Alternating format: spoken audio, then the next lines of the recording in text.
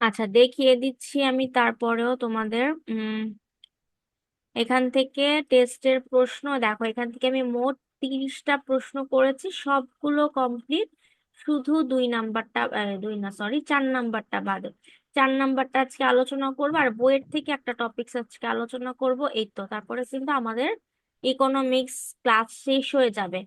এখন তারপরেও অনেকের প্রশ্ন থাকতে পারে, আমি আগে এই জন্য বলে দিচ্ছি যে অনেকের প্রশ্ন থাকতে পারে, যে অনেকে আমাকে এই কথাগুলো বলেছো যে কি বলে, তোমাদের অন্যান্য কোন কোন চ্যাপ্টারের সমস্যা ছিল, তোমাদের ক্লাস লাগবে, বা তোমরা রেকর্ডেড ক্লাস করেও তোমাদের এই জায়গায় সমস্যা, ওই প্রশ্নের সমস্যা, এইগুলা একটা লিস্ট করো। ঠিক আছে, এগুলা লিস্ট করে আমাকে ইনবক্সে বলতে হবে। তাহলে কিন্তু ইকোনমিক্স ক্লাস দিলে আমি নিব। আর যদি একজনও আমাকে সেরকম না পাঠাও কোনো কিছু, যে না তোমাদের কারো কোনো সমস্যা নেই, তাহলে কিন্তু আমি স্যারকে বলে দিব যে স্যার ওদের ইকোনমিক্স শেষ হয়ে গিয়েছে, ক্লাস আর লাগবে না। ঠিক আছে, তো এইটা কিন্তু এখন তোমাদের ম্যাডাম, জানাতে এগুলা কি হবে। এই যে এই সাজেশনে এটা কি ম্যাক্রো ইকোনমিক্স গ্রুপে পিডিএফ দেওয়া আছে? এটা তো হ্যাঁ, ইয়ে করিলাম করলাম না। ইকোনমিক্স দেওয়া আছে, হ্যাঁ দেয়া আছে। মাইক্রো ইকোনমিক্স 23-24 গ্রুপে দেয়া আছে। তা একটু আবার প্রথম থেকে আলোচনা করলে ভালো হতো আর কি। মাঝখান থেকে ক্লাস।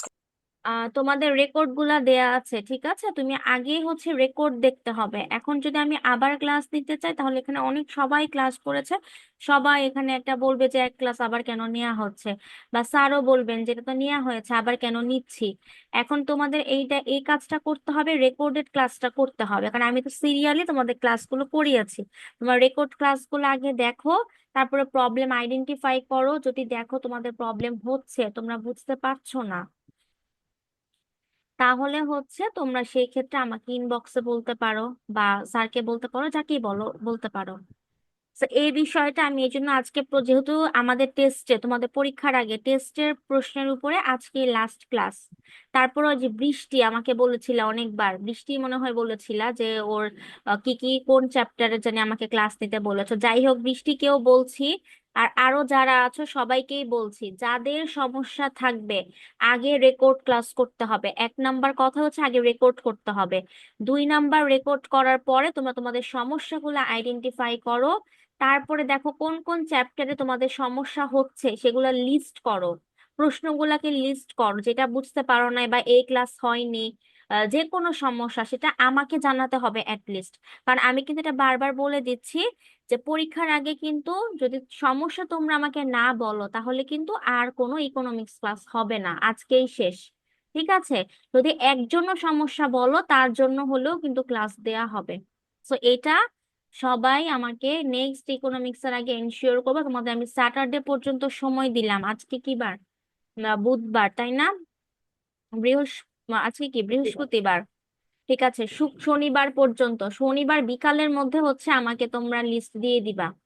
তা না হলে কিন্তু আমি বিকালের মধ্যে স্যারকে জানিয়ে দিব যে ইকোনমিক্স এর আর কোনো ক্লাস লাগবে না। তাহলে দেখো, আমরা 4 নাম্বারটা পড়বো। যে অর্থ, এটা বাদ ছিল আমাদের শীট থেকে, সেটা পড়বো যে অর্থনৈতিক মৌলিক সমস্যাগুলা কি কি বর্ণনা করো। দেখো এখানে আমাদের 4 নাম্বার প্রশ্ন।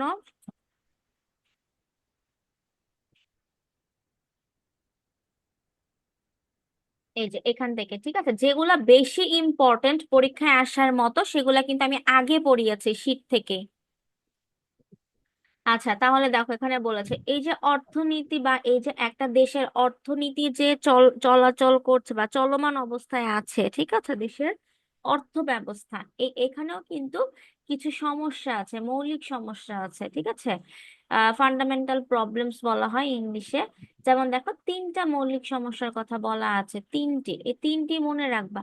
বলেছে কি, স্বল্পতা পছন্দ সংক্রান্ত সমস্যার প্রেক্ষিতে অর্থনৈতিক সংগঠনকে সিদ্ধান্ত নিতে হয় যে কোন দ্রব্য উৎপাদন করা হবে। ঠিক আছে, দেখো বিষয়টা কি, 1 নাম্বার একটা পয়েন্ট, যে কোন দ্রব্য উৎপাদন করা হবে, মানে তুমি মনে করো উৎপাদনকারী, নিজেকে মনে রাখবা। আচ্ছা, যেগুলো বেশি আসার সম্ভাবনা আমি বলে দিব, ঠিক আছে, লাস্ট পর্যন্ত ক্লাস করো, আমি বলে দিব, আগে আমি ক্লাসটা শেষ করি আগে। আজকে 2টা প্রশ্ন আমরা আগে আলোচনা করবো, কারণ 2টাই বাকি আছে, এখান থেকে একটা, বই থেকে একটা। দেখো এখানে বলেছে যে কোন দ্রব্য উৎপাদন করা হবে? প্রথম স্টেপ তুমি মনে রাখবা, এখন এই প্রশ্নটার ক্ষেত্রে তুমি একজন উৎপাদনকারী এবং তুমি একজন অর্থনীতিবিদ। তোমার দৃষ্টিকোণ থেকে তুমি কি করবা? প্রথমে তোমাকে আইডেন্টিফাই করতে হবে তুমি কোন প্রোডাক্ট আগে প্রোডাকশন করবা। ঠিক আছে, তারপরে হচ্ছে কিভাবে তুমি উৎপাদন করবা। একটা হচ্ছে তুমি কি উৎপাদন করবা সেটা। আচ্ছা, মাইক্রোফোন যারা আনমিউট আছে প্লিজ মিউট করো। এই যে অনেকে দেখে আনমিউট করে রাখো কেন? তোমাদের এতবার বলি যে সাউন্ড আসে, ঝামেলা না, এগুলা মিউট করে রাখো সবাই। তাহলে দেখো, প্রথম স্টেপটা হচ্ছে কি, যে কোন দ্রব্য তুমি উৎপাদন করবা সেটা একটা। 2 নাম্বার হচ্ছে তুমি কিভাবে উৎপাদন করবা সেটা একটা। 3 নাম্বার তুমি কার জন্য উৎপাদন করবা সেটা একটা। তাহলে দেখো, কোন, কিভাবে, কার, এই তিনটা মনে রাখবা। যে কোন দ্রব্য তুমি উৎপাদন করবা সেটা হতে পারে সাবান, হতে পারে তোমার বিস্কিট, হতে পারে ড্রেস, যে কোনো ধরনের পণ্য। এখন কিভাবে তুমি উৎপাদন করবা, তুমি কাঁচামাল কিভাবে সংগ্রহ করবা, একটা সাবান তুমি কিভাবে উৎপাদন করবা, বা একটা ড্রেস বা একটা কাপড় তুমি কিভাবে উৎপাদন করবা। ঠিক আছে, বা বিভিন্ন জিনিস হতে পারে আরো, যে একটা বিস্কিট বা একটা যে কোনো খাবারের জিনিস, চিপস, চকলেট তুমি কিভাবে উৎপাদন করবা। হ্যাঁ, ঠিক আছে। 3 নাম্বারটা বলেছে কার জন্য তুমি উৎপাদন করবা। তুমি তো অবশ্যই ভোক্তার জন্য উৎপাদন করবা। ভোক্তা কারা? আমরা, যারা আমরা পণ্য ভোগ করি বা পণ্য ক্রয় করে ব্যবহার করি, তারাই হচ্ছে ভোক্তা, যারা ব্যবহারকারী। ঠিক আছে, এখন এর মধ্যে অনেক ধরনের ভোক্তা থাকতে পারে। কেউ বৃদ্ধ ভোক্তা থাকতে পারে, কেউ মধ্যবয়স্ক ভোক্তা থাকতে পারে, কেউ শিশু থাকতে পারে। তো এখন কথা হচ্ছে তুমি কাদের জন্য উৎপাদন করবা। এই যে এইগুলাই হচ্ছে সমস্যা, এগুলাই হচ্ছে প্রশ্ন। এই প্রশ্নগুলাই কখন কখন আসে? যখন তুমি অর্থনীতিতে একটা পণ্য সম্পর্কে তুমি, বা একটা পণ্য তুমি উৎপাদন করতে যাবা তখন। তাহলে দেখো, এই প্রশ্নের সাথে জড়িত সিদ্ধান্ত গ্রহণের সাথে যেই সমস্যাগুলো আছে, সেগুলাই হচ্ছে অর্থনৈতিক সংগঠনের মৌলিক সমস্যা, বা বলা যায় কি ফান্ডামেন্টাল প্রবলেমস। হ্যাঁ, ইকোনমিক ফান্ডামেন্টাল প্রবলেমস এটাও বলা হয়। তো দেখো, তাহলে কিন্তু আমাদের সংজ্ঞাটা একদম ক্লিয়ার হয়ে গেল। যে প্রথমে এইটা তো দিতেই হবে, যখন তোমাদের অনেক সময় 1 মার্কসের প্রশ্ন আসে, যে যারা ন্যাশনালের আছো বিশেষ করে তাদের, যে মৌলিক সমস্যা বলতে কাকে বলে সেটা বলো। তখন তোমরা যে এই সংজ্ঞাটা কিন্তু দিতে পারো, যে এখান থেকে নিয়ে এই যে এখান থেকে, ঠিক আছে, এখান থেকে নিয়ে এই পর্যন্ত সংজ্ঞাটা দিতে পারো। ডান। এখন দেখো, এটা কিন্তু আমাদের চিত্র রিলেটেড প্রশ্ন। প্রথমে হচ্ছে কি উৎপাদন করা হবে? বলেছে কি সম্পদের স্বল্পতার জন্য ব্যক্তি, সমাজ বা তার প্রয়োজনীয় সব দ্রব্য। দেখো, প্রথমটা কি ছিল? যে কোন দ্রব্য উৎপাদন করা হবে বা কি উৎপাদন করা হবে, সেম কথাই। দেখো, সম্পদের স্বল্পতার জন্য, স্বল্পতা বলতে কি, আমাদের একটা দেশে কিন্তু, বা আমরা যে দেশে বসবাস করছি, এটা হচ্ছে উন্নয়নশীল দেশ বা অনুন্নত দেশ বলতে পারো। উন্নয়নশীল বলতে কি, যে উন্নত এখনো হচ্ছে, রানিং আছে, বাট উন্নত দেশ না। উন্নত দেশ বলতে আমরা বুঝি কি, যে দেশটা ইকোনমিক্যালি ভাবে উন্নত, যার কোনো অর্থনৈতিক ল্যাকিংস নেই। কিন্তু উন্নয়নশীল দেশ বলতে আমরা বুঝি যে দেশটা উন্নয়ন করছে বা উন্নয়ন কাজ এখনো রানিং আছে। তাহলে দেখো, আমরা বলতে পারি কি বাংলাদেশ একটা উন্নয়নশীল দেশ। তো সেক্ষেত্রে সম্পদও কিন্তু সীমিত বা স্বল্প। বলেছে এই স্বল্পতার জন্য ব্যক্তি বা সমাজ প্রয়োজনীয় সব দ্রব্য একসঙ্গে উৎপাদন করতে পারে না। মানে অনেক, এখানে অনেক এখানে ভোক্তা আছে, অনেক ক্রেতা আছে। তো সবার পছন্দ মতো কিন্তু একজন উৎপাদকের ক্ষেত্রে কখনোই দ্রব্য উৎপাদন করা সম্ভব হবে না। বলেছে কি সেজন্য অভাবের গুরুত্ব এবং জাতীয় প্রয়োজন বিবেচনা স্থির করতে হয় কোন দ্রব্য কি পরিমাণে উৎপাদন করা দরকার। দেখো, একটা প্রশ্ন কিন্তু এখানে এসেছে যে কি উৎপাদন করব, কিন্তু এখন তো সম্পদ স্বল্পতা, এটার জন্য আমরা কি করব? কোন দ্রব্য আমরা কি পরিমাণে উৎপাদন করব, আমাদের কোয়ান্টিটিটাকে এখন কমিয়ে দিতে হবে। অবশ্যই আমরা উৎপাদন করব, কিন্তু পরিমাণটাকে কি করতে হবে, কম রাখতে হবে বা স্বল্প রাখতে হবে। কারণ অতিরিক্ত আমরা পারবো না, বা একটা এমন পর্যায়ে রাখতে হবে যেখানে গেলে আমাদের, যে পর্যায়ে হচ্ছে আমাদের কোনো উৎপাদনের কাঁচামাল কি ওয়েস্ট হবে না, বা হচ্ছে আমাদের যেন মানে প্রপারলি ইউজ হয় কাঁচামালগুলা বা উপাদানগুলা। ঠিক আছে, উৎপাদনের উপকরণগুলা। এটাই বলেছে যে কোন দ্রব্য কি পরিমাণে উৎপাদন করা দরকার, এই সমস্যা বিশ্লেষণে উৎপাদন সম্ভাবনা রেখা বা প্রোডাকশন পসিবিলিটি কার্ভস, এটা কিন্তু পড়িয়েছিলাম, পিপিপি। ঠিক আছে, সরি পিপিসি ছিল, হ্যাঁ, প্রোডাকশন পসিবিলিটিস কার্ভ বা হচ্ছে উৎপাদন সম্ভাবনা রেখা। তাহলে দেখো, যখন প্রশ্ন আসবে কি উৎপাদন করবা, এটার সাথে কোন কার্ভটা সম্পর্ক থাকবে, এই যে পিপিসি যে কার্ভটা পড়েছো, উৎপাদন সম্ভাবনা রেখা, এটা হচ্ছে সম্পর্কিত। এখন এই যে আমাদের চিত্র, এই চিত্রটা দেয়া ম্যান্ডাটরি, এটা আগেও পড়েছো। যেমন বিষয়টা হচ্ছে, দেখো এটা একদম সহজ, যে তোমাদের বোঝানো হয়েছে, তারপর আমি আরেকবার বলে দিচ্ছি, যে তোমার ও এক্স বরাবর, দেখো আমাদের কিন্তু থিওরির সাথে মিল থাকতে হবে। থিওরিতে কিন্তু আমরা বলেছি যে আমাদের কাঁচামালকে কখনো আহ অপব্যবহার করা যাবে না এবং পর্যাপ্ত ব্যবহার করতে হবে, দুইটাই। একটা অপব্যবহার করা যাবে না, একটা হচ্ছে কাঁচামালকে রেখে দেওয়া যাবে না বা ওয়েস্ট করা যাবে না, পর্যাপ্ত পরিমাণে কাঁচামালকে কাজে লাগিয়ে উৎপাদন করতে হবে। এটা হচ্ছে আমাদের এই থিওরির মূল কথা, ঠিক আছে? তাহলে দেখো, আমাদের ও এক্স বরাবর আমরা এক্স দ্রব্য ধরবো, যেহেতু আমাদের দুইটা দ্রব্য এখানে ধরতে হবে উৎপাদন সম্ভাবনা রেখার ক্ষেত্রে, আমরা আগেও পড়েছি। তাহলে আমরা ও এক্স বরাবর এক্স দ্রব্য বা একটা দ্রব্য ধরলাম, আর ও ওয়াই বরাবর আমরা ওয়াই দ্রব্য বা অন্য আরেকটা দ্রব্য ধরলাম। এখন দেখো, ও এক্স এ তুমি কি উৎপাদন করবা, ও এম পরিমাণ। ও এম পরিমাণ উৎপাদন করার জন্য তোমার ও ও ওয়াই তেও তুমি কি করবা, ও এন পরিমাণ উৎপাদন করবা। তাহলে দেখো, তুমি যদি এক্স দ্রব্যে ও এম পরিমাণ উৎপাদন করো, তোমার যে কস্টটা হবে বা যে উৎপাদনটা হবে, সেম ভাবে ও ওয়াই দ্রব্যেও তুমি যদি ও এন পরিমাণ উৎপাদন করো, তাহলে কি হবে, তোমার সেম কস্টটাই হবে বা সেম দামটাই পড়বে। তাহলে দেখো, ও ওয়াই তে সেটা কি হবে, ও এন উৎপাদনের পরিমাণ, আবার ও এক্স এ কি হবে, সেটা ও এম তোমার উৎপাদনের পরিমাণ।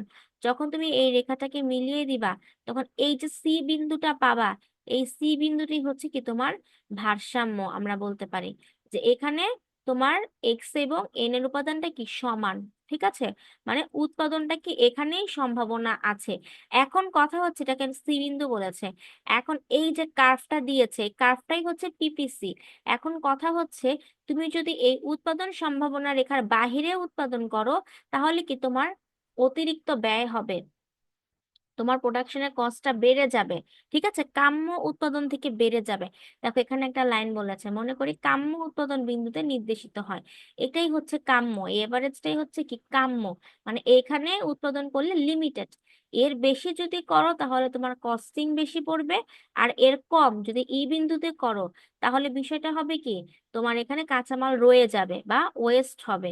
কিন্তু আমাদের উৎপাদন সম্ভাবনা রেখার মধ্যে কি ছিল, যে আমরা অতিরিক্ত উৎপাদন করতে পারবো না, কমও পারবো না। কারণ অতিরিক্ত করলে আমাদের কস্টিং বেড়ে যাবে, আর কম যদি করি তাহলে কি হবে, আমাদের এখানে কাঁচামাল রয়ে যাবে, অপব্যবহার হবে। তো আমাদের কোনোটাই করা যাবে না, এমন একটা কাম্য বিন্দুতে উৎপাদন করতে হবে যেখানে আমাদের উৎপাদনের ব্যয়টা কি উভয় পণ্যের ক্ষেত্রেই সমান থাকবে, ঠিক আছে?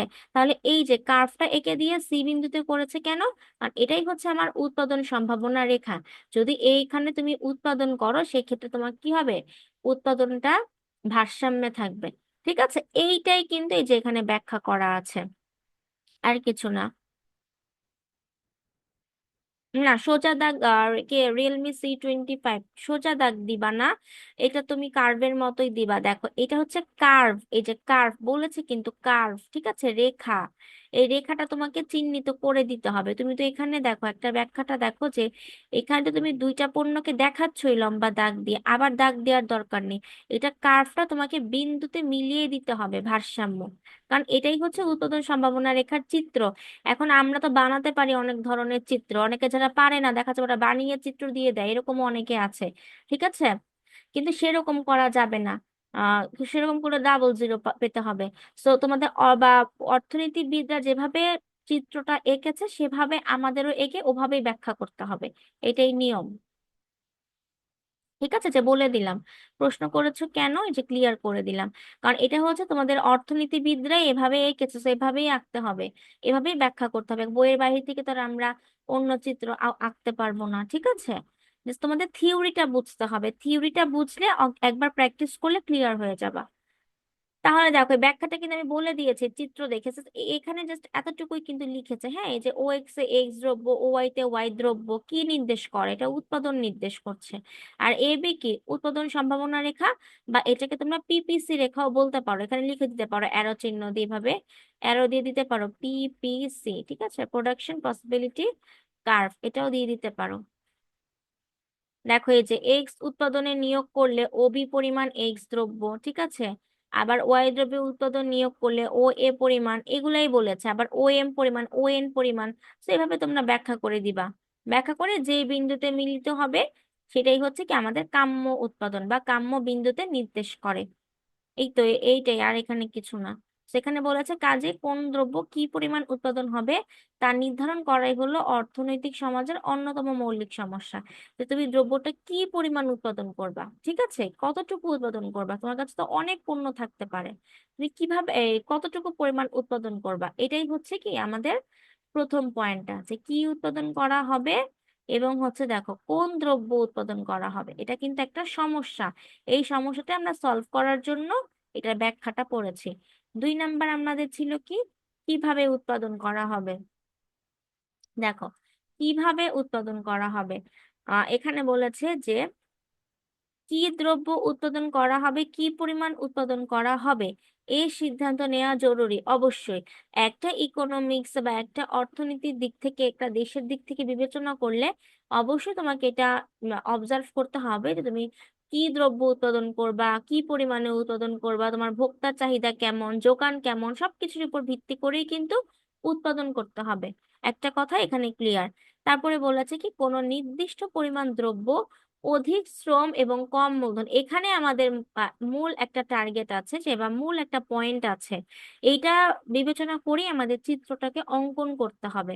তার আগে আমরা কি এটা পড়ি, যে একটি নির্দিষ্ট পরিমাণ দ্রব্য উৎপাদনের জন্য উপাদান সমূহের বিভিন্ন বিকল্প সংমিশ্রণ ব্যবহার করা যায়। দেখো বিকল্প, এটা কিন্তু আমরা অনেকবার পড়েছিলাম যে আমাদের অল্টারনেটিভস কিছু উপকরণ থাকে বা উপাদান থাকে বা পণ্য থাকে যেগুলো সংমিশ্রণ করে ব্যবহার করা যায়, ঠিক আছে।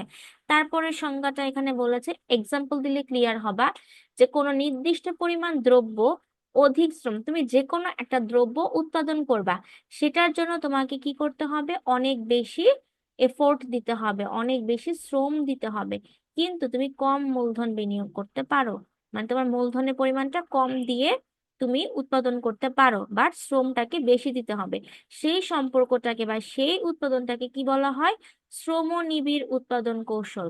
যখন হচ্ছে তোমার মূলধনের থেকে শ্রম বেশি হবে, ঠিক আছে, যে তুমি অধিক শ্রম দিবা কিন্তু মূলধন বিনিয়োগ করবা কম, সেটাকে বলা হয় কি শ্রমনিবিড় উৎপাদন কৌশল। আবার আরেকটা অপশনস আছে, যেটা হচ্ছে তুমি কম শ্রম দিবা কিন্তু অধিক মূলধন বিনিয়োগ করবা, যে তখন তোমার কি শ্রমটা থাকবে বেশি কম এবং মূলধনটা থাকবে অধিক, সেটাকে বলে মূলধন নিবিড় উৎপাদন কৌশল। তাহলে দেখো যখন শ্রম বেশি হবে তখন আমরা সেটাকে বলি শ্রম নিবিড়, যখন মূলধন বেশি হবে তখন সেটাকে আমরা কি বলি, মূলধন নিবিড়। তাহলে এই দুইটা পদ্ধতি বিবেচনা করে বা দুইটা পদ্ধতিকে কাজে লাগিয়ে কিভাবে উৎপাদন করা হবে এটা জানা যায়, ঠিক আছে। তাহলে দেখো এখানে বলেছে যে এক্ষেত্রে সমাজকে সিদ্ধান্ত নিতে হবে বিভিন্ন উপকরণের কোন সমন্বয়টি ব্যবহার করা হবে। এখন এই সম উৎপাদন রেখাকে আইএসও প্রোডাক্ট কার্ভ বলা হয়, সম উৎপাদন রেখা। এটার মাধ্যমে একটা চিত্র আমাদের দেখাতে হবে, যে মূলধন কম এবং শ্রম বেশি দিলে কি হয়, আরেকটা হচ্ছে মূলধন বেশি এবং শ্রম কম দিলে কি হয়। এই যে আমাদের কিন্তু এই লাইনটা যেমন থেকে শ্রমনিবিড় একটা সম্পর্ক, এই যে শ্রমনিবিড় আর একটা হচ্ছে মূলধন নিবিড়, এই দুইটাই এখানে ব্যাখ্যা করতে হবে চিত্রতে। তাহলে দেখো একদম ইজি এটাও। ও এক্স বরাবর তুমি নিচে কি দিয়েছো, শ্রম। ও ওয়াই বরাবর তুমি দিয়েছো মূলধন। প্রথমটা আমাদের কি ছিল বলো তো, কম শ্রম দিতে হবে, তাই না। আচ্ছা অধিক শ্রম দিতে হবে, প্রথমে ছিল অধিক শ্রম দিতে হবে, কম মূলধন দিতে হবে। সেই ক্ষেত্রে দেখো কি হয়েছে, শ্রম দেখো এই যে ও এম পরিমাণ, ঠিক আছে, ও এম পরিমাণ কি হলো, কম শ্রম দিল, মানে এখানে কি শ্রমের পরিমাণটা অল্প কিন্তু মূলধনটা দেখো বেশি দিয়েছে না, এই যে এখানে মূলধন। তাহলে তোমার শ্রম দিল কত, ও এম পরিমাণ, আর মূলধন দিল কত, ও এন পরিমাণ। তাহলে দেখো এতটুকু, তাই না। তাহলে এখানে কি আমার শ্রম কম এবং মূলধন বেশি, তার মানে কি এটাকে আমরা বলতে পারি মূলধন নিবিড়। আরেকটাকে আমরা বলেছি কি, যে আমাদের মূলধন কম দিতে হবে। দেখো এই যে মূলধন বেশি ছিল, মূলধন কমে গেল, N1-এ এসে মূলধন কমে গেল, এবং M থেকে M1 মানে আমাদের শ্রমটা কি আরো বেড়ে গেল। তাহলে এখান থেকে এই পর্যন্ত কি আমাদের শ্রম বেশি, মূলধন কম। ঠিক আছে, তাহলে একটা কি আমরা দিয়েছি প্রথমে, শ্রমকে কম দিয়ে মূলধনকে বাড়িয়েছি, যেটাকে আমরা বলতে পারি মূলধন নিবিড়। আরেকটা কি করেছি আমরা, শ্রমকে বাড়িয়ে মূলধনকে কমিয়েছি, যেটাকে বলা হয় শ্রম নিবিড়।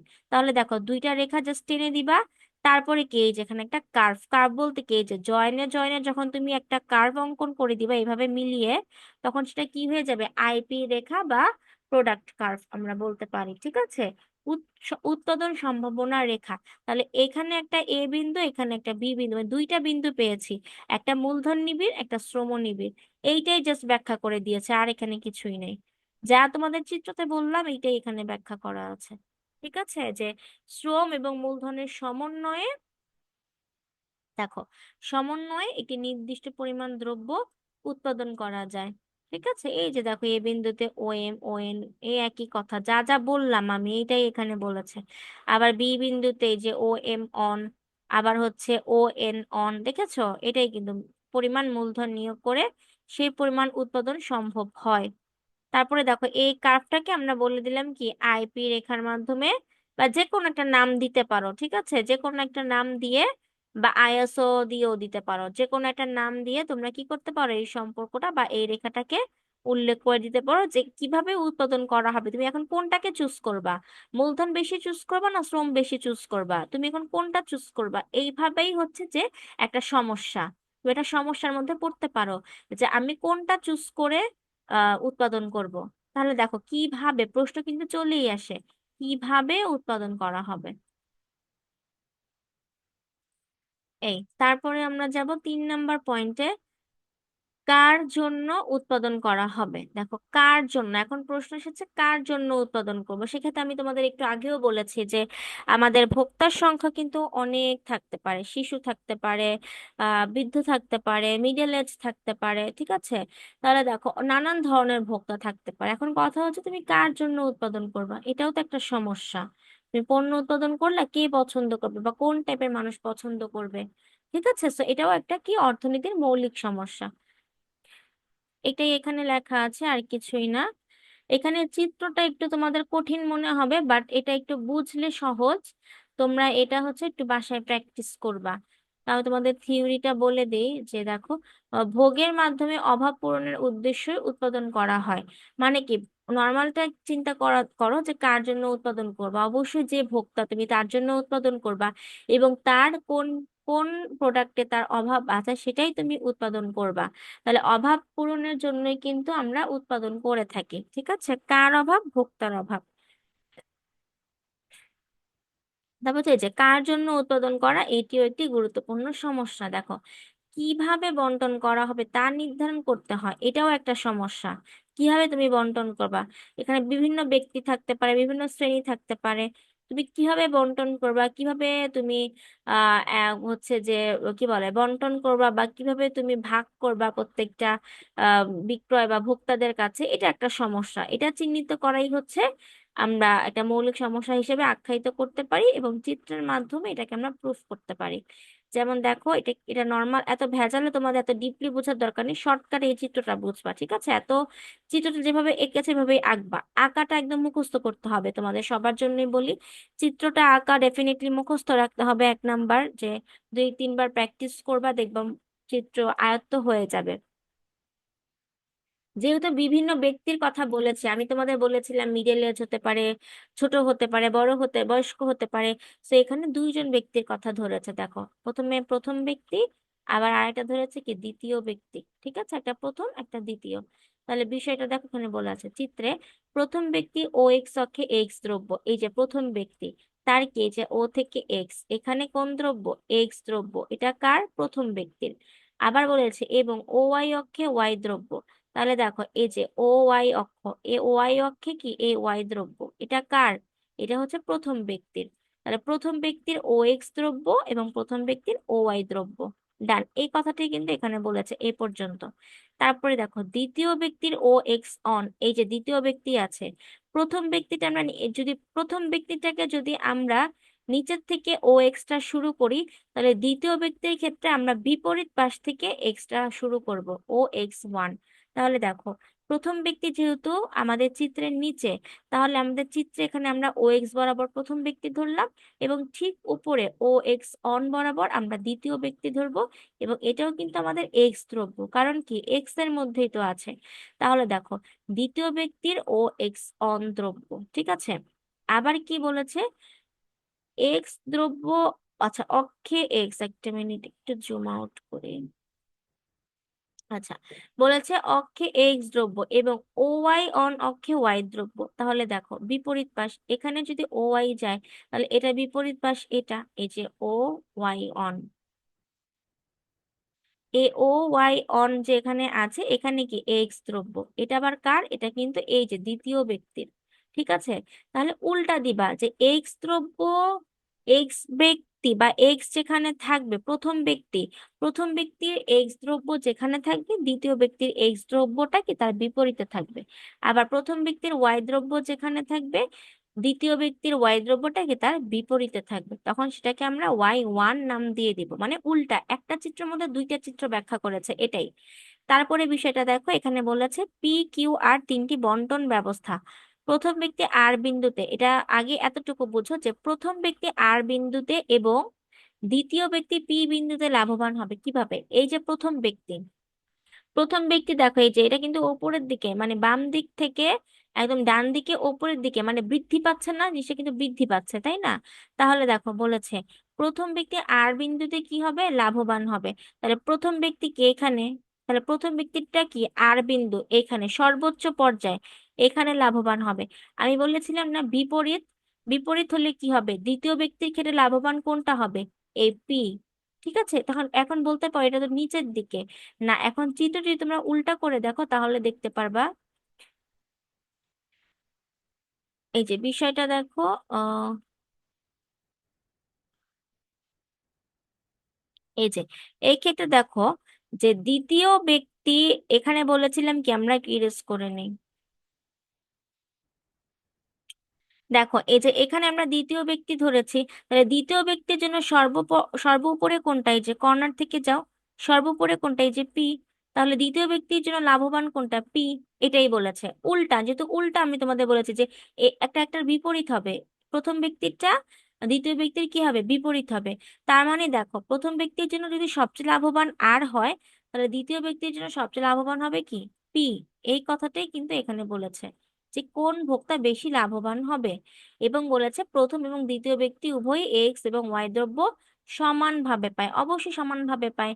এবং এটাই সর্বাধিক কল্যাণের জন্য বন্টন ব্যবস্থার সর্বোত্তম। ঠিক আছে, যে উভয় ব্যক্তি এখানে লাভবান হয়েছে, এটাই আমাদের ব্যাখ্যা করার মূল কথা, যে কিভাবে আমরা এই সমস্যাটাকে সমাধান করতে পারি, কিভাবে দ্রব্য আমরা উৎপাদন করতে পারি, এই বিষয়।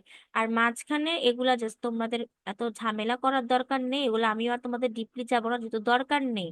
তো বাস চিত্রটা তোমরা এভাবে আঁকবা, এটা মনে রাখবা। আর এই যে এখানে কেন ডাবল এসেছে জানো, কারণ একটা প্রথম ব্যক্তির জন্য, একটা দ্বিতীয় ব্যক্তির জন্য, একটা প্রথম ব্যক্তির জন্য, একটা দ্বিতীয় ব্যক্তির জন্য। আর মাঝখানে একটা আমরা দিব কেন, মাঝখানেটা হচ্ছে যে এখানে হচ্ছে সমান, মানে এখানে কি কেউ বেশি কম কোনোটাই না, এখানে ও ও, প্রথম ব্যক্তিও সমান, দ্বিতীয় ব্যক্তিও সমান, সেখানে ভারসাম্য। বাট আমাদের লাভবান দেখাতে বলেছে, so আমরা লাভবানটাই দেখাবো। সেই জন্য আমরা পি আর আর কে মেনশন করবো, আমাদের কিউ কে এখানে মেনশন করার দরকার নেই। বাট চিত্রটা কিন্তু এভাবেই আঁকতে হবে। বাসায় চিত্রগুলা ভালোভাবে প্র্যাকটিস করো। যদি ভালোভাবে প্র্যাকটিস না করো, কখনোই বুঝতে পারবা না। এই টপিক্সের উপরে আজকেও প্রশ্ন নিব না, কারণ একবার একটা ক্লাসে তোমরা বুঝবা না। ঠিক আছে, সো আর আবার রেকর্ড গুলা দেখো, যারা তো বুঝতে পেরেছো অনেকে ভালো, বাট যারা বুঝতে পারোনি, প্রবলেম থাকতেই পারে, স্বাভাবিক। সো তারা আগে রেকর্ড করবা, রেকর্ড করার পরে প্রবলেম আইডেন্টিফাই করবা, কোথায় সমস্যা হয়েছে, তারপরে সেগুলো নেক্সট ক্লাসে আবার বলবা যেখানে এখানে বুঝতে পারোনি। তারপর লাস্টে কি করে দিবা, লাস্টে যে একটা উপসংহারের মতো দিয়ে দিবা। শেষ। এখানে আসি একটু, এই পিডিএফ এর আবার কি হলো, এটা আসে না কেন।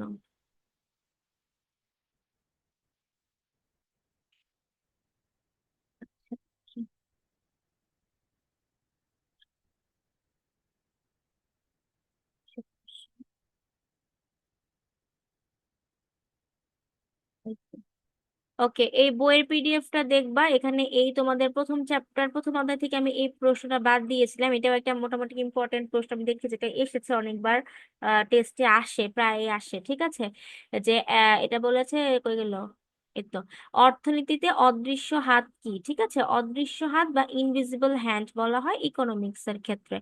বাজার অর্থনীতিতে অর্থনৈতিক কার্যাবলী কিভাবে স্বয়ংক্রিয়ভাবে সমাধান হয়, এটা একটা, এটা মূলত হচ্ছে অ্যাডাম স্মিথের একটা তোমার কি বলে যে মতবাদ। ঠিক আছে, অ্যাডাম স্মিথ হচ্ছে, তার একটা গ্রন্থ ছিল ওয়েলথ অফ নেশনস, এটা তোমরা সব সময় পড়বা, ফার্স্ট ইয়ার থেকে ফোর্থ ইয়ার পর্যন্ত দেখবা যে এই এগুলা থাকবে। ওয়েলথ অফ নেশনস গ্রন্থ অ্যাডাম স্মিথ, ইকোনমিক্সে পাবা বা মার্কেটিং ম্যানেজমেন্টেও পাবা অ্যাডাম স্মিথের নামটা। ওনার একটা গ্রন্থ বা বই ছিল, সেটার মধ্যে কি অদৃশ্য হাত কথাটা তিনি উল্লেখ করেছে। এই কথাটার মানে কি? এই কথাটার মানে হচ্ছে যে অদৃশ্য হাত বলতে অনেকে আবার মানে ভুলভাল লিখে দেয়, সেটার এক্সাক্ট একটা অর্থ আছে। দেখো, যে সমস্ত কর্মকাণ্ডে ব্যক্তি স্বাধীনতা স্বীকার করে নেওয়া, মানে অর্থনীতির প্রত্যেকটা পর্যায়ে ব্যক্তি স্বতন্ত্র থাকবে, ব্যক্তির স্বাধীনতা থাকবে, কেউ কারো উপরে কোনো জোর করবে না, বল প্রয়োগ করবে না, নিজের স্বাধীনতা নিজের কাছে থাকবে, এবং তৃতীয় কোনো পক্ষ এখানে হস্তক্ষেপ করবে না। মানে হচ্ছে কি, নিজেই নিজের বাজার প্রতিষ্ঠা করবে, তৃতীয় কোনো ব্যক্তি কি করবে না, এখানে কোনো হস্তক্ষেপ করবে না। এটা হচ্ছে মুক্ত বাজার প্রক্রিয়ার একটা মুক্ত বাজারের একটা প্রক্রিয়া বলা যায়। তাহলে দেখো, অদৃশ্য হাত বিষয়টা কি, যে ব্যক্তির স্বাধীনতা থাকবে, এবং অ্যাডাম স্মিথ বলেছে অর্থনৈতিক কর্মকাণ্ডের বেলায় প্রয়োগ করা উচিত বলে যুক্তি দেয়। কারণ দেখো, যদি একটা বিজনেসের ক্ষেত্রে তৃতীয় পক্ষ আসে, সেক্ষেত্রে ঝামেলা হবে। বলেছে অদৃশ্য হাত বলতে মূলত এই যে এখান থেকে তোমাদের অনেক সময় 1 মার্কসের প্রশ্নতেও আসে এটা, যে কোনো প্রকার হস্তক্ষেপবিহীন মুক্ত বাজার প্রক্রিয়াকে বোঝায়। তুমি একটা বাজার প্রতিষ্ঠা করবা, একটা মার্কেট দিবা, সেখানে কারো হস্তক্ষেপ থাকবে না, তুমি তোমার মতো স্বাধীনভাবে চাহিদা এবং যোগান দ্বারা তুমি ব্যবসা পরিচালনা করতে পারবা, দ্রব্য সেবা উপকরণের দাম নিজের মতো করে নির্ধারণ করতে পারবা। আবার বলেছি কি, চাহিদা এবং যোগান দামের উপর কোনো বাহ্যিক হস্তক্ষেপ থাকবে না। ঠিক আছে, বাহ্যিক কোনো প্রক্রিয়া এখানে ইনক্লুডেড হবে না। উৎপাদন, বিনিময়, বন্টন, ভোগের কাজ সম্পূর্ণ তোমার নিজের মাধ্যমে সম্পাদন হবে।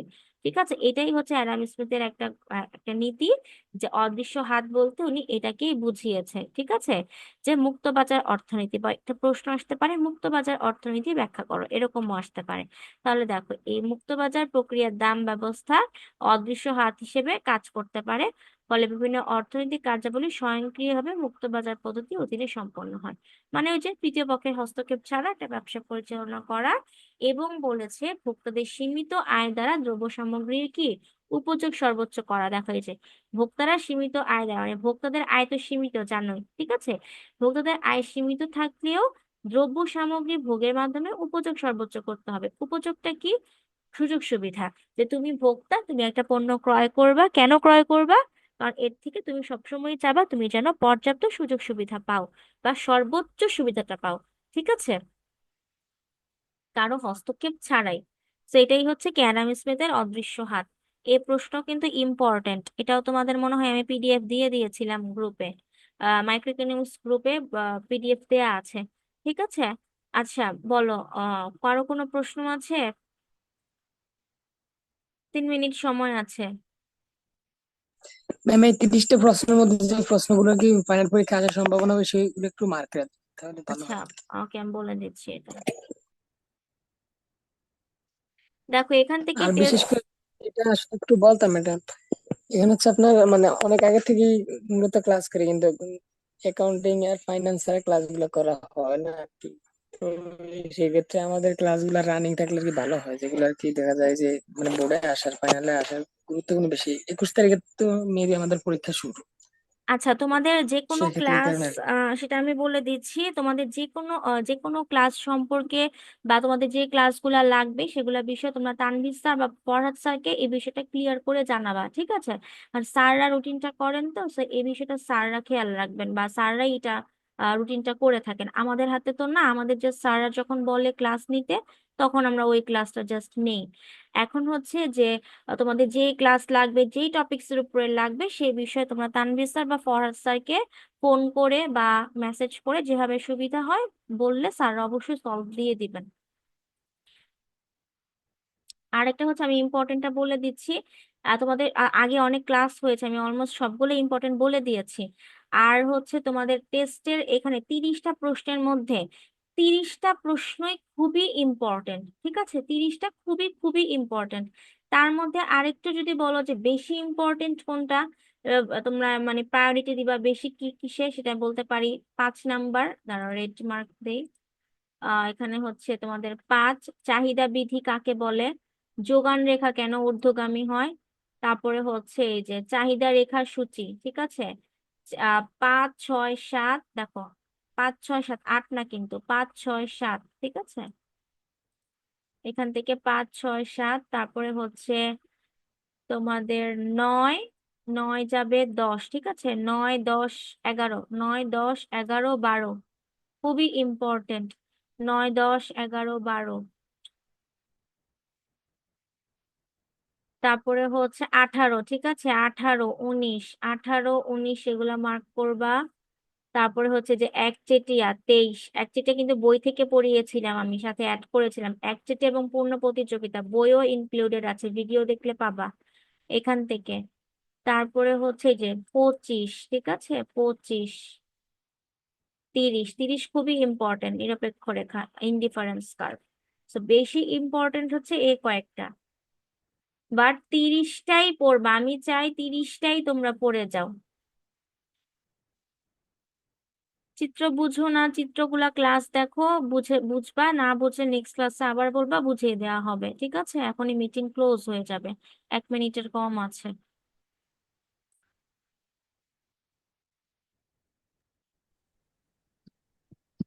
ম্যাম আপনাকে ফ্রেন্ড রিকোয়েস্ট পাঠাইছি, একসেপ্ট করেন। ওকে, ঠিক আছে।